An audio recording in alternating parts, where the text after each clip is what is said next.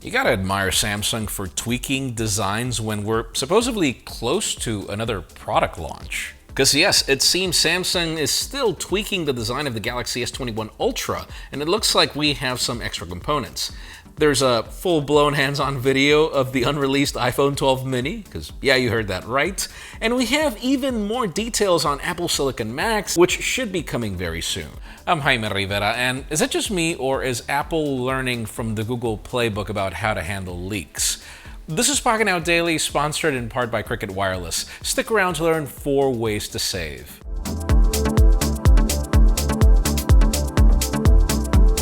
Since you know we start every day off with deals, today we have a very epic one sponsored by Cricket Wireless. In both great and crazy 2020 times, smart shopping is essential. With Cricket Wireless, you can now not only talk, text, and stream on their 5G network, but they also offer affordable rate plans that start at just $30 a month before opportunities and savings. That said, you know that there's 4 ways to save even more.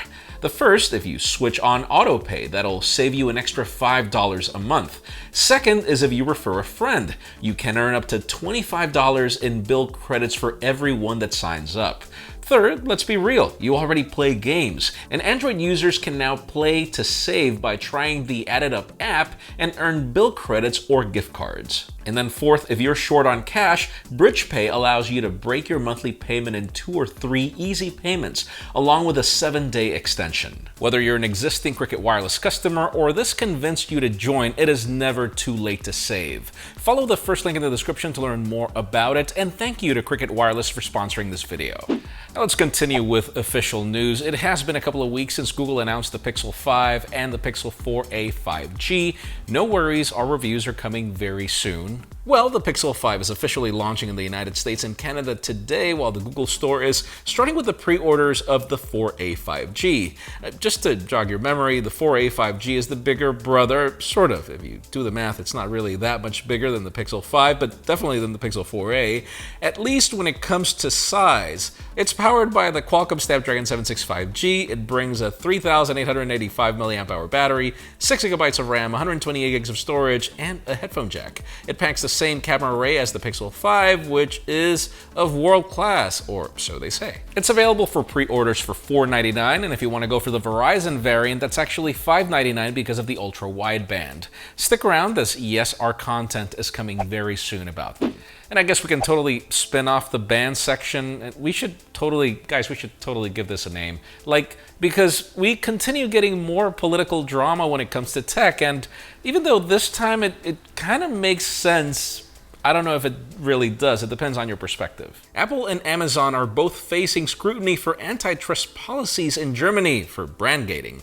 Basically, this allows the maker of branded products, in this case Apple with the iPhone, to have independent sellers removed from the platform, this case being Amazon, for Amazon to sell these products instead, which is kind of what we've been seeing since day one, but that has also enabled all the crazy deals we've been getting. Amazon responded by saying that they have never removed sales permissions of sellers without sound or specific reasons, as they invest heavily into protecting customers from illegal distribution of goods.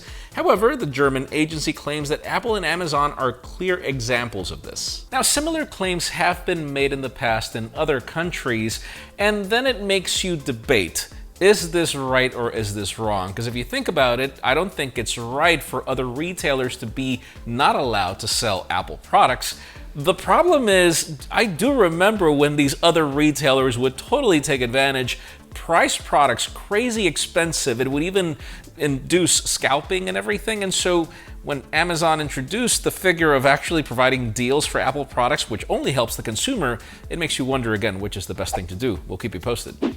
And since we're talking Apple, let's move the spotlight over to something that I'm really excited about, and I'm hoping I don't regret, which is Apple Silicon Macs. The company is reportedly having an event on November 17th focused on these Macs, and the latest update of macOS Big Sur beta gives us more information. The files were discovered by a user on Twitter, where we get to see 3 different unreleased Mac models. The models ending with F, G, and H are all new, with one of them added back in beta 10 and two with the latest beta 11. Now, if you go up the list, the model ending in 2019 with F belongs to the 16-inch MacBook Pro that I'm currently rocking, so a 2020 F will most likely belong to a 2020 model, which was kind of leaked yesterday in the Bootcamp update. The other files most likely belong to the new iMac and the new MacBook Air. We don't have much more information right now. It could start ramping up very soon, and I promise you, I will not regret buying a 16-inch MacBook Pro fully maxed out a couple of weeks ago. I promise. I can't. Now let's keep talking Apple and unreleased products, and it seems that unreleased has become like a keyword here. Yes, Apple already announced the iPhone 12 mini, but it's not even available for pre-order for another week. But it seems a Romanian tech journalist managed to get his hands on one and went live for 40 minutes with the phone, showing off, well, everything. The original video was pulled. We were able to manage to get another one where he compares the size with the iPhone 12 and the 11 Pro Max, and man, this thing looks tiny. He also shows off the camera working, both rear and selfie shooters, and at first we thought it could be a dummy because even if he has the phone plugged in to show the screen recording, every time he showed us the display he couldn't move it. However, we went through the whole thing and he did move it a couple of times, so it kind of looks like the real deal. This iPhone 12 mini brings a 5.4-inch display with pretty much the same capabilities of the iPhone 12. Expect some coverage as soon as we can get our hands on it, and well, yeah, we're gonna have to wait for the retail variants, but regardless, you have to admit this iPhone mini, it's a total throwback to the iPhone 5 and 5S, which, I don't know.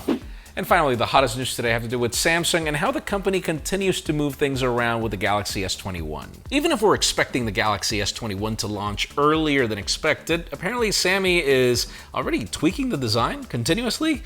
Last week we got the first renders of the device and I said that they might change over time.